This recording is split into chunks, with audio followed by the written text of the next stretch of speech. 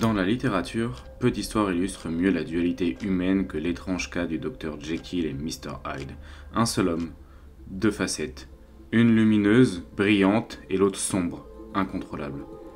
Sur un parquet NBA, cette dualité prend vie à travers Jaden Ivey. Un joueur qui peut être éblouissant, sa vitesse presque irréelle lui permet de traverser le terrain comme un éclair. Son premier pas est une arme fatale, capable de déchirer les défenses les plus compactes. Et, par inspiration, il délivre une passe parfois sortie de nulle part, tel un magicien révélant un tour. Mais tout ce génie a un côté sombre. Pour chaque coup d'éclat, il y a une perte de balle frustrante. Pour chaque fulgurance, une décision précipitée. Et son tir, encore irrégulier, laisse à penser qu'il n'a pas encore pleinement dompté son talent. Alors, qui est vraiment Jaden Ivey? Un prodige sur le point d'éclore ou un diamant brut encore loin d'être poli? Partons à la découverte de Dr Jaden et Mr Ivey. Bienvenue sur le Dreamcast Show. Parlons d'abord de sa vitesse, une arme en transition redoutable. Regardez comme il dépose Davion Mitchell ici sur la transition, incapable de rester au contact de Jaden Ivey, beaucoup trop rapide. La transition, c'est vraiment l'endroit du jeu où il montre tout son talent. Ici, il arrive à manipuler la défense avec une passe à l'aveugle pour délivrer une passe à Tobias Harris au cercle, sous le panier. Et c'est vraiment dans ce jeu parfois le plus rapide qu'il utilise sa vitesse pour avoir un temps d'avance. Et on voit quand même que les lectures depuis son année rookie ont progressé avec cette skip pass dans le corner. Du coup, la transition, c'est vraiment là où c'est le plus intéressant de l'analyser. Mais on va regarder un petit peu ce qui se passe sur demi-terrain. Déjà, il est plus constant avec son shoot, il en prend de plus en plus, même si on verra que c'est toujours un petit peu compliqué. Ensuite, il y a de plus en plus de sets, comme ici un cross-screen avec un dribble end-off, plutôt même une blind pig action, où en réalité on ne sait pas où le ballon va aller. Donc on a une sideline action, où le but c'est d'obtenir le ballon dans les mains de Jaden Ivey en mouvement, et du coup, un end-off avec Jalen Duren, on a une première coupe ici, et Jaden Ivey qui va essayer encore une fois de prendre Davion Mitchell de vitesse et couper dans cette zone du terrain. Jalen Duren passe la passe au bon moment, une passe avec rebond, et Jaden Ivey peut prendre tout le monde de vitesse. Et c'est vraiment sa vitesse qu'on va essayer de plus utiliser du côté de Détroit. Le but c'est de le mettre en mouvement et d'essayer en fait de créer des mini situations de transition ou des situations entre guillemets dynamiques où il va pouvoir faire parler sa vitesse. On voit qu'en réalité il est très orienté vers le cercle, il prend parfois quelques jump shoots, mais la réalité c'est que le jeu essaie vraiment de se tourner plus vers le cercle, et c'est d'ailleurs le jump shoot qui pourrait peut-être lui manquer. On va regarder un peu plus dans le détail à la fin de la vidéo, mais les joueurs passent encore sous les écrans face à Jaden Ivey, ce qui peut créer un petit peu des problèmes, mais il arrive encore à les surprendre. Ici c'est intéressant de noter sa réaction une fois qu'il aura plus le ballon dans les mains. Il va attendre que le jeu se passe, et puis passer dans le dos de la défense pour prendre son défenseur de vitesse et finir au cercle. Donc il y a vraiment une compréhension du jeu, une compréhension que son talent vient surtout de la vitesse, comme ici sur cette fin de match où il arrive à créer de la transition pour revenir à égalité. Et ensuite, qu'est-ce qui s'est passé suite à ça? Un game winner que je vous laisse vivre dans les conditions du direct. Beasley comes in screens. 4 seconds, 3 seconds, 2. Jaden Ivey from the baseline. Buries it at the horn! Pistons win! Donc une magnifique action qu'on va un petit peu regarder en détail. Donc on a vraiment une action un petit peu de franchise player. Cade Cunningham n'est pas là. On a du coup un écran de Malik Beasley qui vient en fait apporter Agbaji plutôt que avoir Davion Mitchell sur dos qui est très rapide pour que Jaden Ivey fasse parler sa vitesse. Le but c'est d'avoir plutôt un ailier face à lui pour pouvoir en profiter. Le switch est donc opéré. Et maintenant le but c'est d'être arrivé dans cette zone là du terrain à l'opposé du protecteur de cercle qui est Scottie Barnes.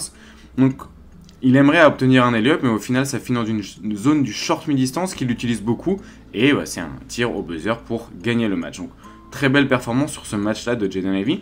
On va regarder un petit peu au-delà de son scoring, qu'est-ce qu'il a apporté à la passe. On va voir qu'en réalité sur de la transition et même du demi-terrain, il développe de plus en plus de belles passes. Ici une petite pocket pass au cercle pour obtenir une situation pour Jalen Duren.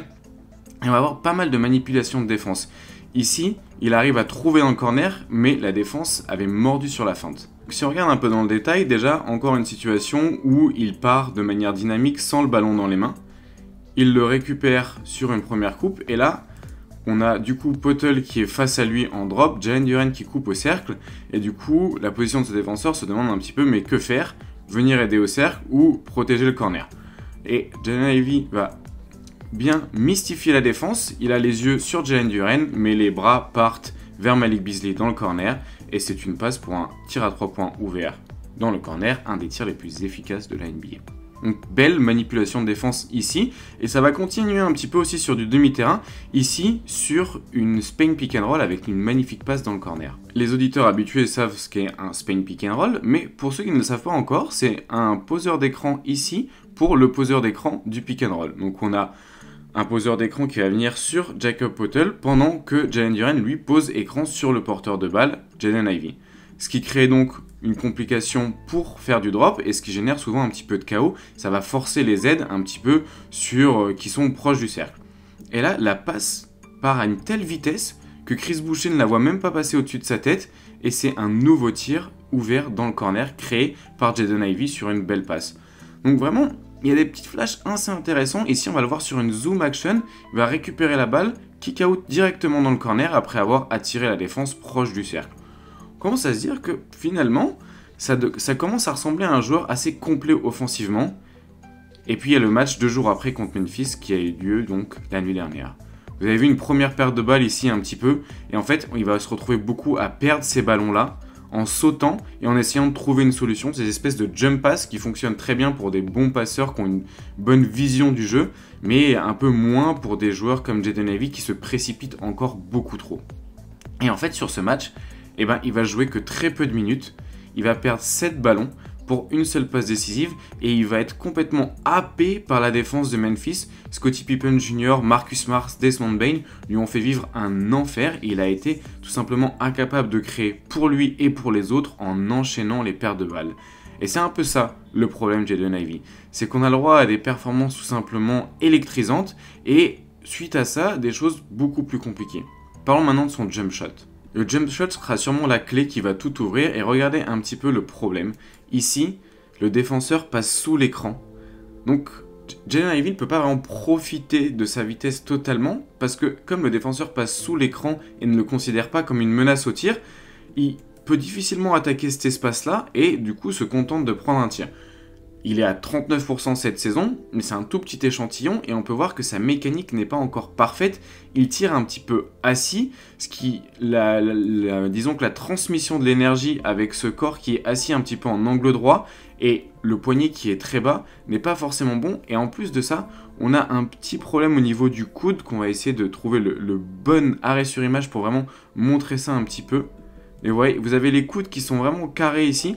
Donc vous avez un angle droit ici, ici aussi c'est en angle.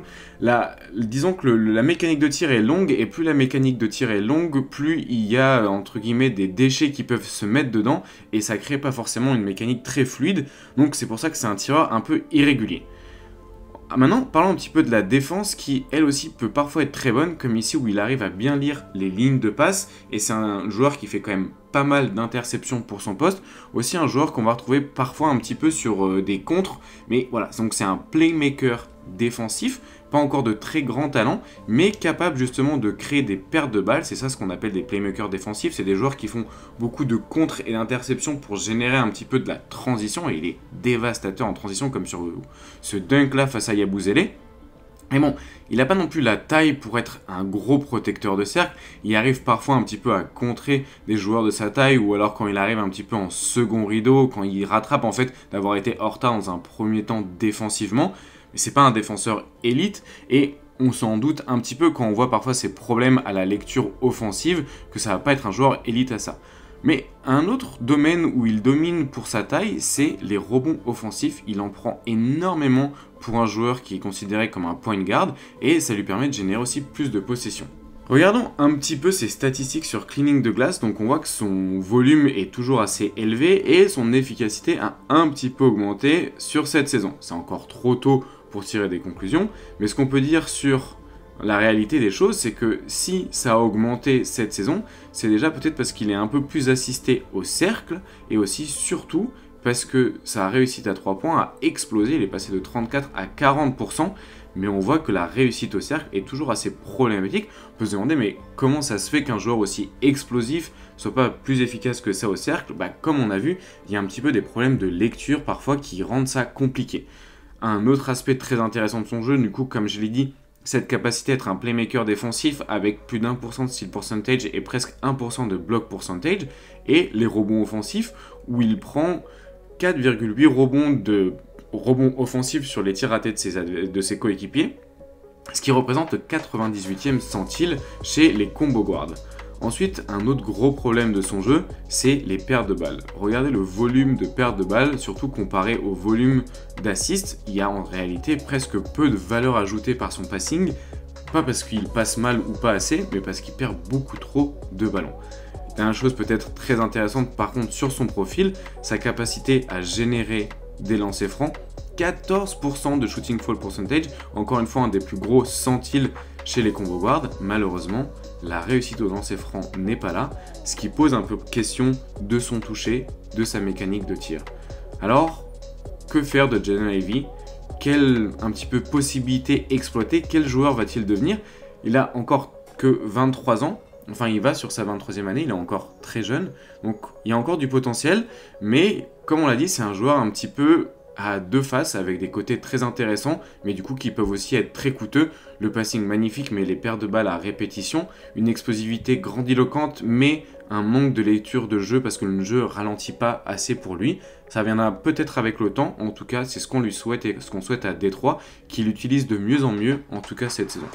Si vous voulez un petit peu d'autres vidéos du genre, je vous invite à du coup vous abonner à la chaîne, liker et commenter cette vidéo, et nous on se retrouvera bientôt pour d'autres vidéos. Je vous souhaite une belle journée, une bonne fin de semaine, et je vous dis à bientôt.